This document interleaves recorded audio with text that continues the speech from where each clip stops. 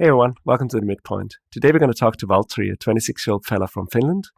He recently cycled for 8 months all the way from Helsinki down to Singapore. Finland is known as one of the happiest countries in the world, so it's going to be super interesting to hear the motivation and why he went on that challenge. Before we get started though, I'd love to ask you to follow this channel wherever you listen to the show and also leave us a positive review. Thank you so much. Let's get started with the show.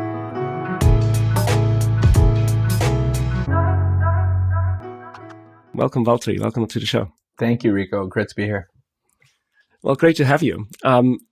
Cycling all the way from Northern Europe, or the most northern country in Europe, all the way down to the equator is quite a crazy undertaking, if I may say, especially by bike. I think I would do it by car for sure. That sounds like a cool adventure.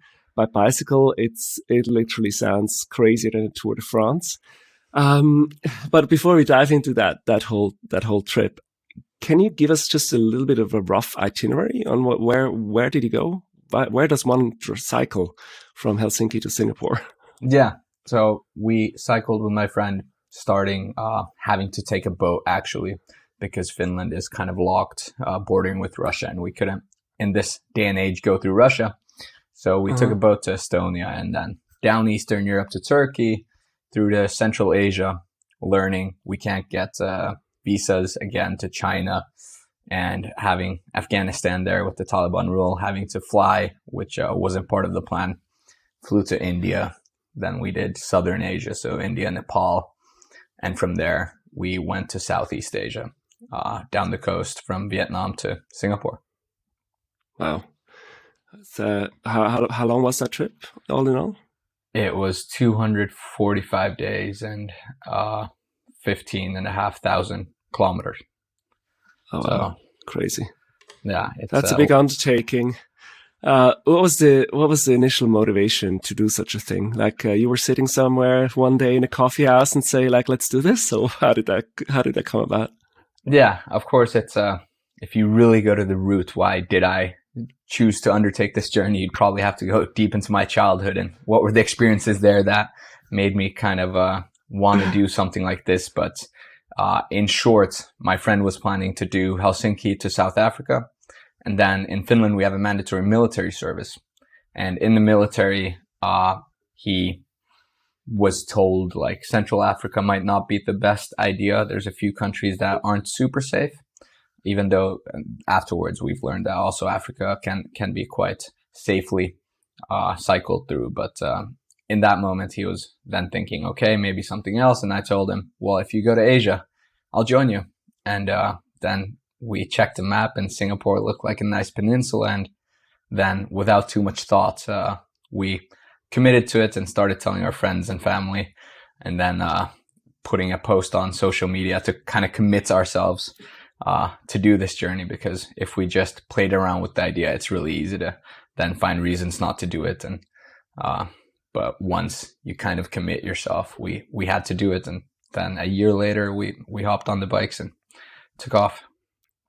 So was that? Did it take a year of planning, or was it a different reason to that for that timing? When we're asked, did it take a year of planning? No, we didn't plan the trip per se. But of course, it's fair for our employers. We were working to tell them like, hey, I won't actually be here a year from now because we're doing this trip, and just getting our life in order, because we had to, kill our lease agreements and tell our friends and family what's going on, and also our relationships at the time. If we had any, we had to be fair for them and tell them, hey, I'm going cycling for 8 months. So.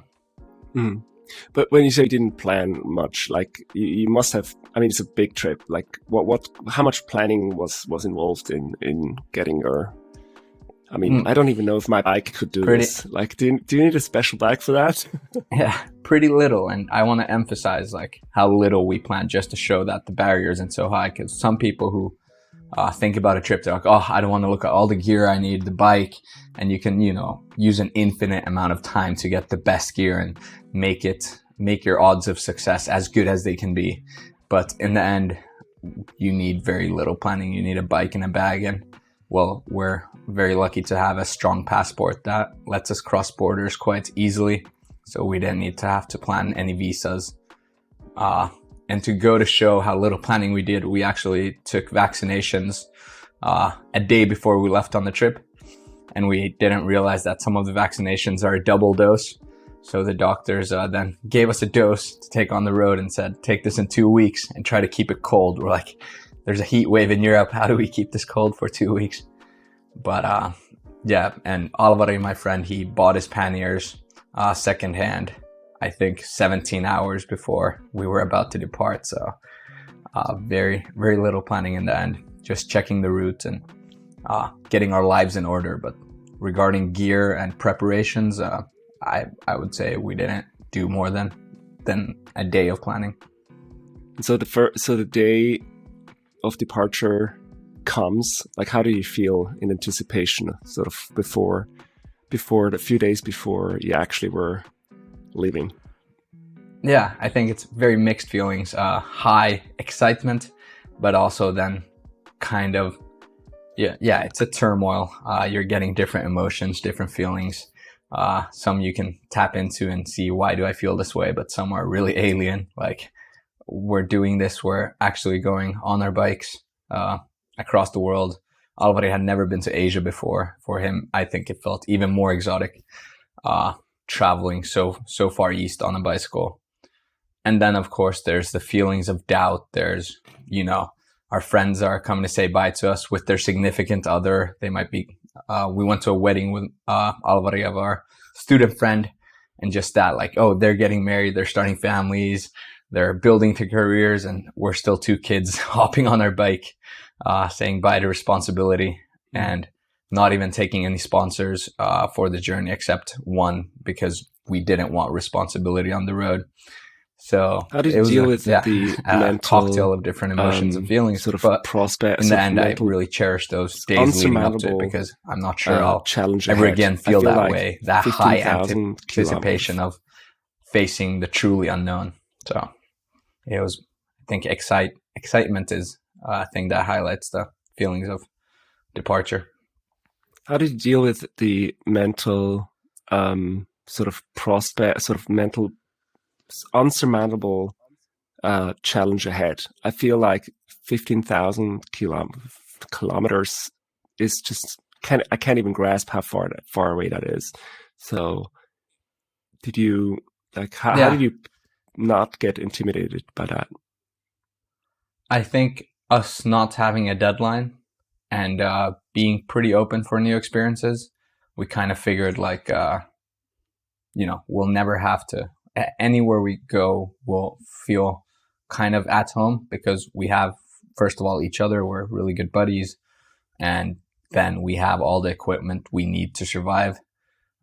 We have a tent, we have food, money, toilet paper, and we realize those are the necessities pretty quickly. And if those are taken care of, then everything will be fine. Maybe we'll be sick at some time or fatigued, but as long as we don't break any bones in our body, we should make it. And slow is smooth and smooth is fast. So we never really rushed. We took our time and enjoyed every day, and not really thinking about Singapore or reaching the destination. I guess the fact that you started in the Baltics, Northern Europe, also helped, because you're still in Europe for the first third of the journey, where everything's still quite familiar. I mean, if you started out somewhere in the middle of Mongolia or somewhere, it might have been a different start. It was a different cold start to that challenge. For sure. That's also a reason we didn't train our bodies too much before the journey. We knew that Eastern Europe is pretty flat. It's pretty comfortable and familiar and not so exotic. And once we make it to Turkey and Turkey's mountain ranges, we'll have a month or two of cycling behind us. We'll be fit. And then once we make it to Tajikistan, again, we will have had Georgia and Turkey before that. So we will be fit. And then once we make it to India, we will have ate all the foods and, exposed ourselves to bacteria so much, our stomachs will be fit. Because we of course had the prejudice that many people had told us, like, watch out, you're going to get stomach bugs. But in the end, actually, we got none in India, but in other countries we did. But yeah. Well, Yeah, let's talk It's about that. Let's talk about a little bit about sort of the challenges that you were confronted with along the journey. Where did it start? I mean, there's so many different types of challenges, right? You got physical challenges, mental challenges, health challenges. I'll leave it up to you where to start. Yeah, that's a good starting point. Like dynamics at play, where do challenges stem from? And it's of course challenges come when your expectations aren't met. And I think we had pretty much three dynamics at play. So it's the dynamic between me and the environment. So the environment throwing me curveballs like broken tires or stomach bugs or, not being able to cross a border. And then there's the dynamic between me and my friend, Alvari, like us not living up to each other's expectations, behaving in a way that makes the other one feel bad, or expecting too much from the other, or not communicating enough. And then there's the dynamic between myself and I. So, getting deep into my head, worrying about the future, worrying about the past, comparing myself to others. And the favorite challenges are, of course, the ones against the environment, because they're me and Alvari are a team. We're, battling against them ourselves, and they're really tangible. You have a puncture. Okay, it's really hot outside. We need to find shade. We find shade. We fix the puncture. We get going. Accomplishment. I was sweating hard, and it wasn't easy to change the tire because I hadn't done it too many times. So challenge overcome, dopamine spike. Everything's great. I learned something. But then the challenge is inward of, for example, what am I going to do after this journey? And, transitioning my mindset from having certain aspirations and goals, learning something, and then realizing, am I going on the right path? And then, it's a downward spiral into my mind. And then realizing like, come on, snap out of it. Focus on the mountains around you. You'll only be here once. And then going between these modes of awareness of focusing on conversation with Alvari, focusing on the mountains around us, and then giving also time for myself to, not run away from the mental challenges, but kind of work through them. In what situations did you get those personal thoughts the most? I got the personal thoughts the most when challenges from the environment were the least. So, for example, we stopped in Istanbul for 5 days to explore the city. And everything was taken care of for us. So our laundry is done. We have a place to sleep. We go to restaurants to eat. We don't have any errands to run, or we're not cycling 8 hours a day. So I have all this energy and really no other outlet than to kind of like, it goes into my head, into my thoughts. And then I start to think about, oh, why did I break up with my ex? Or, like, what should I do after this journey? Or, you're not living in the present anymore.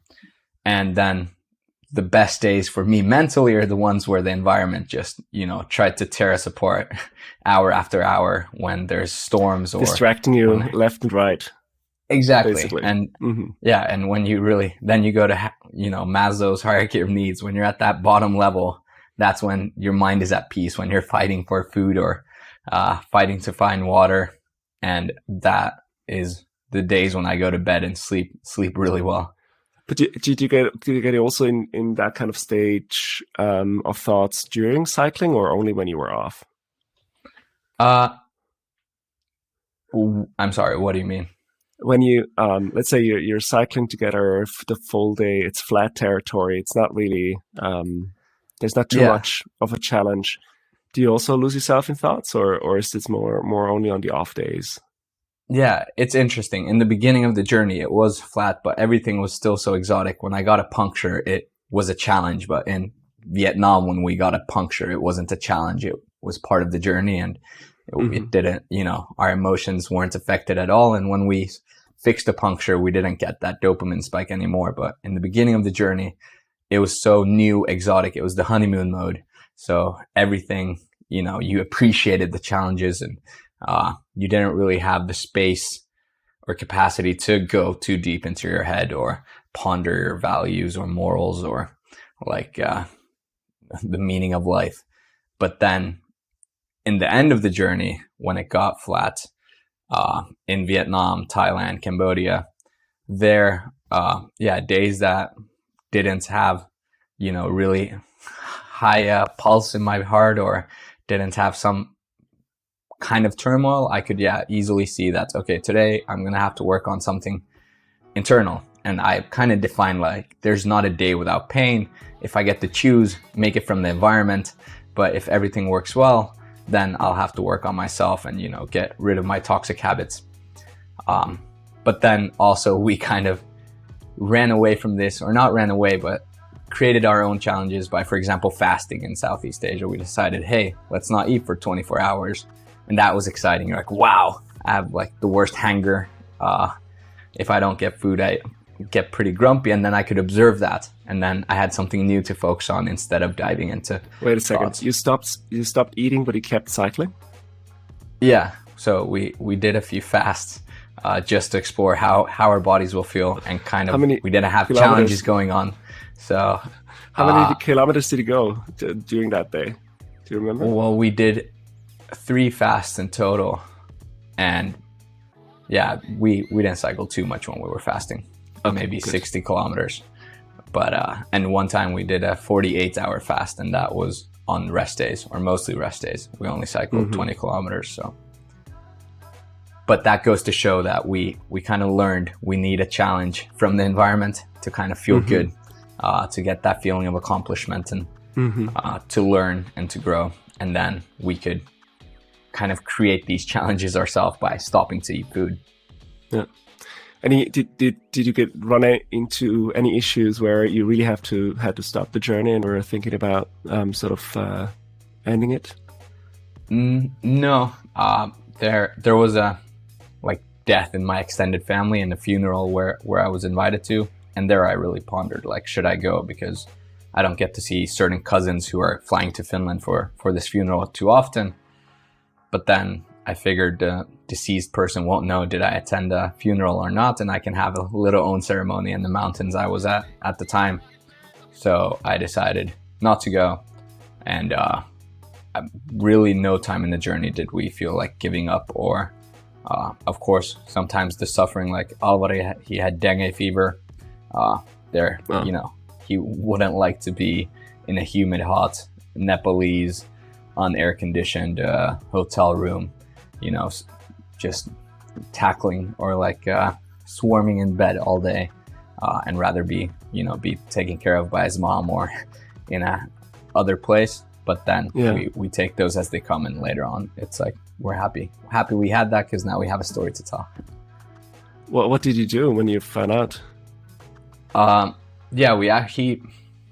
He is pretty perseverant, and if he has to be doing really, really badly for him to say hey, we need to slow down. But I asked him many times, how are you feeling? He says, yeah, we can cycle. I'm like, are you sure? Yeah, let's go. And we cycle small legs. And then we come to Lumbini, which is the birthplace of Siddhartha Gautama, the Buddha. And there we see a few tourists, and they see my friend and they ask him, do you have dengue? And we're pondering how could they know, or how can they guess? And we asked, we're not sure why. And Valtteri was really red, his body. And we hadn't really realized that. And they say, you're red, and I was that red when I had dengue. And then Valtteri went to see the doctor, and he got a blood test, and it was confirmed he has dengue. And then we figured, okay, maybe we'll stop for a few days and really let him get better. And then we stopped to a small guest house and stayed there for several nights and just rested. All right. Well, let's turn to the nicer parts of the journey. What were the highlights for you, along that way? The highlights definitely were the biggest challenges that we could overcome. Or the ones where we kind of overcame challenges in the end. In the moment, it sucks. It sucks to be really sick or dehydrated, or realize we made some bad choices this morning and now we're paying the price, or something totally out of our control. But being able to grasp those situations and turn them to the better with the tools that we have available, and then overcoming them, that's it feels great. It's it feels what I could imagine, and professional athletes, after hours and weeks of training, winning a competition, and only then seeing like the value of all the perseverance. And of course, I highlight getting to Singapore and like stopping, putting the cameras. We're making a documentary, so it was always a balance of filming stuff and enjoying it ourselves, because when you pull the camera out, it kind of kills the authenticity a bit. And in Singapore, we take the cameras, we're here, wow, Instagram stories, exciting. But then when Gregoire, a French guy who was cycling with us, and there was a journalist joining us for the last leg in Singapore, once they like left to their hotels, and me and Alvaro had a moment and put the cameras away and just looked at the skyline and realized what we've done and that it's ending now, and tearing up like the best tears, those really sweet ones that you kind of like, that just feels like the world is getting lifted off your shoulders. That was, yeah, there's no words to describe that feeling. Yeah, I mean, I could tell sort of from the way you answer questions. I mean, I've now thought about, the sweets that you were eating in Tajikistan, or sort of the curry that you had in India. I don't know what other moments I was expecting, but you seem to be a lot more very, very self-reflective, and it was the challenges that you were facing. That's a very interesting answer. I feel like go on, yeah. Yeah, there is one story like which really highlights this on top of the Singapore one, because getting to Singapore was the macro level. It was like the massive challenge or the massive goal of cycling this came to an end. But then there's smaller stories and challenges that we thought we are unable to, like, the deeper you are in a hole and you're able to dig yourself out, the better it feels. And one example is in Tajikistan, which when people ask what is the highlight of the journey, we often answer, well, Tajikistan, because it's just such a rich country of culture and heritage, and so isolated from the rest of the world, and so poor that they're yet to be, poisoned by TikTok or capitalism's bad sides. And there we were wanting to cross into Kyrgyzstan. And the border had been closed for 2 years because of COVID, but we learned that it's open because 2 motorcyclists had gone over, whose number we had, and said, hey, they were the first people to cross. And it's a long way for us to cycle to the border. It's first 300 kilometers to the closest town, and from the closest town, it's 70 kilometers to the border. And we emailed the Kyrgyz government, as you had to, with our passport photos and requesting entry from this border point, and we never get the email back because there's no internet connection or phone connection. So we trust that it went through. And then finally we make our way to the border, and we're told there that the border's closed. And we're like, yeah, we know it's closed, but we have this permission. And they're like, no. It closed 2 hours ago. A war has broken loose between Tajikistan and Kyrgyzstan, a war that's been lasting since the Soviet Union fell. But now they had opened fire again, and the government had ordered all the borders to close and let no one through.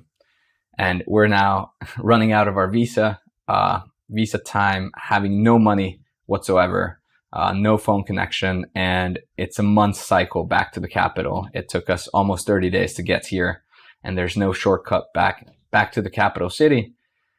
And we realize we're kind of screwed because we also know you can't get cash anywhere in the country. There's no Western Union, so we could transfer it to some locals. So we're kind of screwed, and we were really planning on going to Kyrgyzstan. If we're not now allowed entry, that means we have to go back to the capital and fly out from there. So we just do a loop in one country, and that kind of eats our pride as well, because we want to be going towards our goal and not kind of have to go back and start over. But then they ordered us to leave from the border. They gave us a piece of bread and some water, and said, we can't help you. And that was fair. They were soldiers, young guys like us, who have orders. They have to follow the orders, but we didn't. We actually just went 500 meters from the border station, put our tent up, and said, let's try again the next morning. And the next morning we go there, and they still say, hey, we ordered you to leave. You can't be here this early. We know it's a 3-hour cycle from the closest town. We're ordering you to leave again. You're not crossing this border anytime soon. Go back to the capital. We can't help you. and they're, carrying guns and now being really, forcing us to leave. We're like, okay, we'll leave. And then as we're riding down from this pass, the border is on a mountain range, and Alvari had a bit of altitude sickness as we're at around 4,500 meters. We're going down. It's tailwind finally and downhill, so it's nice. And about 20 kilometers before we make it to this big city, we see a Jeep come towards us. And we wave to the Jeep and just pray there's someone high level there, because it's a nice military Jeep. And we ask General, and everybody points to the passenger seat, and there's an older man. And we try to tell him, like in broken Russian or broken English, like, no money, no visas. We have to go to Kyrgyzstan. Please, please, please help. And we were lucky that we stopped them right there, because any further we would have already been, really far from the border, and any closer to the border, there would have been no cell reception. So he grabs his phone, calls someone, says like 2 tourists, and we understand money and visa. And then he shows us a thumbs up, like, no way, is it that easy? And now we're allowed to cross the border. And then we cycle back to the border, but it takes us forever because Alvari is really sick. And we get to the border and we see the Jeep come towards us. I'm like, oh no, they're leaving. I really hope they told them to let us through. And the general's not there anymore. We go to the border, and the same guy with a gun who was really, insistent that we leave now opens the border and says, welcome. And they let us pass through. Of course, they forget to stamp our passports out of the country because they're soldiers and not border patrol. And once we get into Kyrgyzstan, they ask, where's the stamp? Like, did you cross the official border or did you come over the mountain range?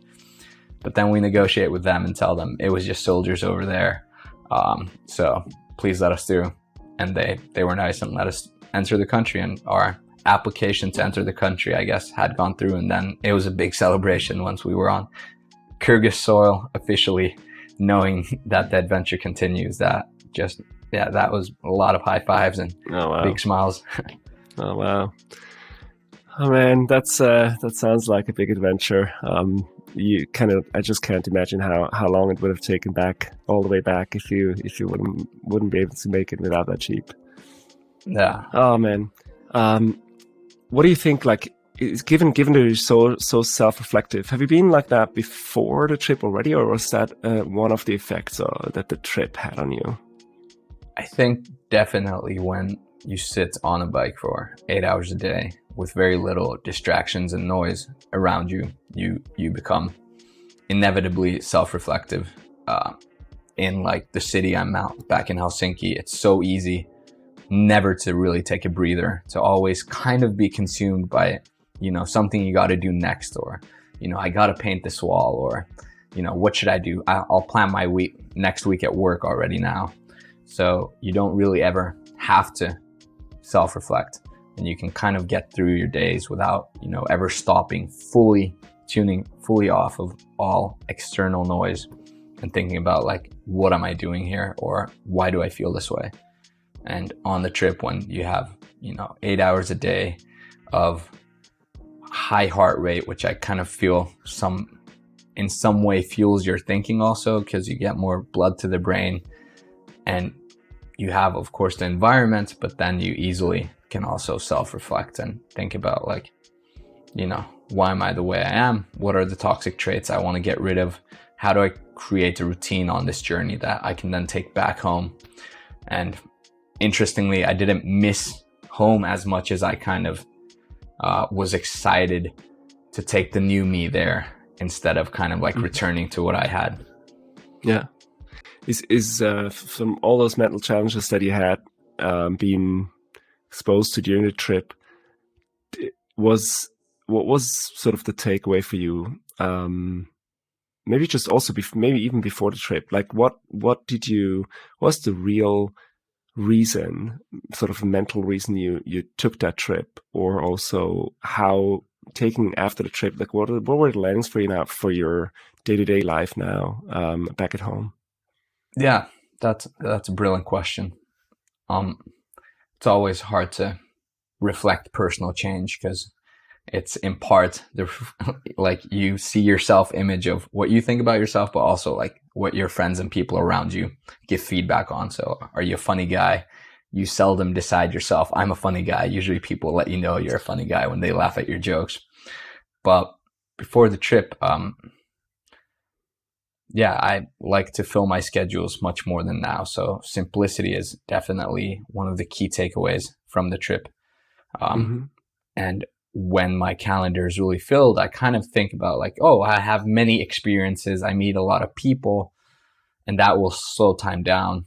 But actually, it doesn't, because like, if I want to live a long life, which I think biology makes me kind of want to do, there's like two options: either actually live really old or slow time down. So you still live the same years, but it feels much longer. And I feel I can affect both, but maybe the latter even more. So how do you slow that time down? By challenges, suffering. So I feel time goes really fast when everything works well, but when shit hits the fan constantly, it slows time down. And when days are different from each other, that you can look back and identify separate days or separate weeks, that's great. But before the trip, I noticed like I couldn't recall events. Did they happen last year or the year before, or what month something happened in? Because days kind of, molded into each other with routine, and they weren't separate. And that in the moment, having a lot of experiences, that might make the day feel long, but then looking back, how it feels like, wow, that year just passed right through. And looking at the cycling journey, in the moment it went slow, and afterwards it still feels it went slow, because there's so many experiences of suffering and challenges every day. So every day is memorable for something. I almost don't dare to ask now, but how are you challenging yourself right now? I hope you have eaten in the last few days. Yeah. Great question. Actually, I went out for the first time in a long time on Friday. And then I had a hangover for the first time in a long time on Saturday. And then I was like, wow, this is fun again. I haven't really felt this way in a long time. And then that easily, just kills the motivation to do anything. I'm like, I justify, I had a long night yesterday. Today I take it easy. And then the day just flew by because I did literally nothing, watch some Netflix and clean some clothes. But today I was like, okay, before this podcast, I gotta, challenge myself so I can walk the talk of maybe about some of the things I'm going to speak about. So I went to do a long cycle and then ice swimming in the ocean, and I felt great afterwards. I was like, oh, I should have done this yesterday. Like, I could easily cycle in a small hangover and go dip myself into ice cold water. But you need to find the motivation somewhere. Every time I talk to sort of younger people when they go out and have hangovers, I started reflecting about the time before I had kids. And I feel like I've wasted so many Saturday mornings in my life by just sleeping in once you have kids. And I think a lot of parents are upset about it, right? Sort of whether it's Saturday, Sunday, it doesn't matter whether it's an off day, Christmas. Kids are up at 6. They don't care. They don't know. So you'll be up too. And you gain so much time. And you just need to go to bed at a normal time as well. And you'll be great. You'll get so much stuff done. Exactly. And nothing great ever happens between like 12 and 4 a.m. Like you can That's true. Just go home after don't go to the nightclub. Just go to the bar for the good conversations and then go home, instead of like, okay, let's go for 4 more hours of just mindless hedonism. Yeah, that's a good keyword, sort of the conversations. Let's talk a little bit about your friendship with Valtteri. How do you see sort of the personal connection evolve over your journey, or also how do you treat other friends today coming back? Yeah, Valtteri and I were good friends when we left, but now I think I wouldn't say we're necessarily better friends, but we're deeper friends. So, if you share some peak experiences with someone, even if, not saying I don't like Alvis or that we're different, but even if you go and share a deep experience with someone quite different from you, it will bond you together. And that's, for example, in Finland, the military for young men and young women who go there, often you're put in just, a cocktail of different backgrounds and personas, and not everybody's aspiring to go to business school like you. And normally you would have nothing in common with them and wouldn't really find maybe a friendship there. But when you share really deep experiences and emotions really high and really low, it brings you together. And then you can always reflect on what you shared, and you understand them so much better when you see how they act under pressure. And I see this with me and Valtteri after 8 months. Nobody except us can truly understand what went down. We shared our stories on Instagram, but that's just like the smallest scratch of the surface. What happened and what we've experienced, and how much we understand each other now, even if we don't fully agree with everything, or the mindset, or how the other person acts, or how they snore, or how they eat, because those things start to annoy you after a certain amount of time with the same person. We still find this incredible compassion and understanding for each other that we didn't necessarily have as deep before the trip. Gotcha. And how do you treat other friends nowadays, given after the journey? Do you see a difference? Yeah, maybe the main difference is I thought I knew Valtteri extremely well before the journey. And then I could, make conclusions about him.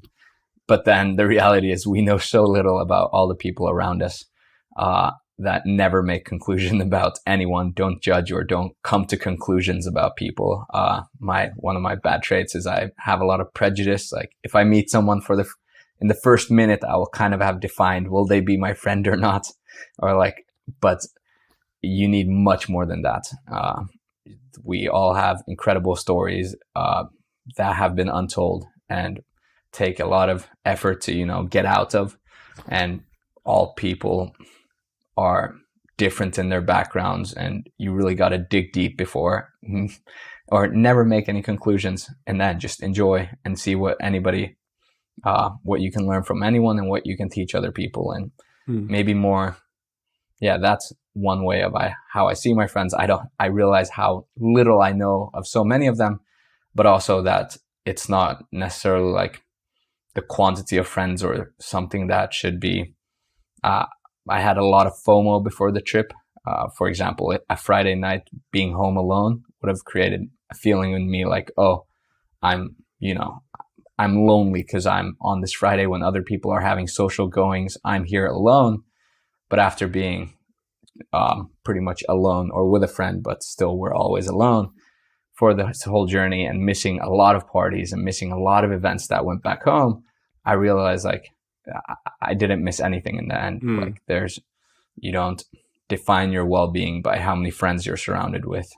And it's important to have, being fully present with who you are engaging with.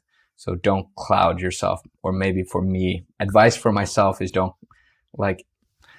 fill your calendar with short interactions with friends where you're waiting kind of for the next one to happen, and you're never able to be truly present and be a good friend with a handful that, it's hard to find words, not matter the most, but the ones you kind of are most in touch with. So providing presence to the people around, to the immediate people around me has definitely changed. The quality of the connection. Yeah. For sure. Yeah. Quality over quantity again. Yeah. Super interesting. Tell us about your next adventure. Yeah, there's two. The first adventure, I'm starting actually a new job tomorrow, which is congratulations, quite exciting.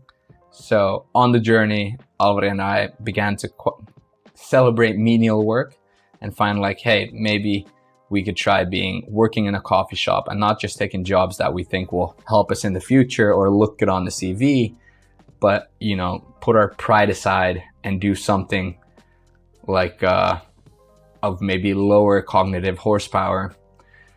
And then that seemed like a nice idea. And Valtteri actually walked the talk, and he's now a bike mechanic, which is awesome. And he's using his, cognitive horsepower for He changed a lot of tires. Yeah. And he's using his cognitive horsepower for personal projects, for creative projects, and creating our documentary, which is really, really cool that he could walk the talk. I, in the end, couldn't. Once you come back to this environment, you realize like, okay, I'm young, I have a lot of horsepower, I have some experience that could be of use to different startups or projects. And I'm quite excited. The next challenge will be actually North Outdoor. So we had one sponsor during the trip, which was these merino wool clothes from Finland. And they really liked our storytelling during the trip. And they need a native English speaker with, a startup growth mindset to join their team to help them expand globally. And one thing led to another, and I'll be starting there tomorrow, which is very exciting because it's the clothing business, a fully new industry. It's a small company in the sense that it's a small team, and they're, a really Finnish, humble team, not necessarily, a startup like reach for the stars, land on the moon, but kind of like they're sustainable on the long term. They've already existed for 15 years, so they're a very different kind of environment than maybe I'm used to. And then as a personal adventure, I'm planning on being the first person this summer to paddleboard from Finland to Sweden. So that's pretty exciting. My geographical knowledge is not good enough to think is that super far or very far, but there's definitely an ocean in between. So there's a sea in between, but it's not super far. It's 350 kilometers with mostly islands on the way, so I won't have to anchor my paddleboard and sleep on that any night. Oh, amazing! I'm looking forward to following you on. I guess you keep posting the story on Instagram and that too, right? Yeah, I think curious pedals will be curious paddles for a few weeks. Good. Yeah, perfect. Yeah, we'll definitely share also all your social links in the show notes so that the listeners can follow you as well. Thank you so much for being on, Valtteri. It's super interesting to hear your story and to follow that journey, that incredible journey that you both did, all the way down to Singapore. Everyone, thanks for listening in. If you like the show, please leave us a review and follow us. We look forward to the next episode next Friday, and have a good time. Talk to you soon. Bye-bye.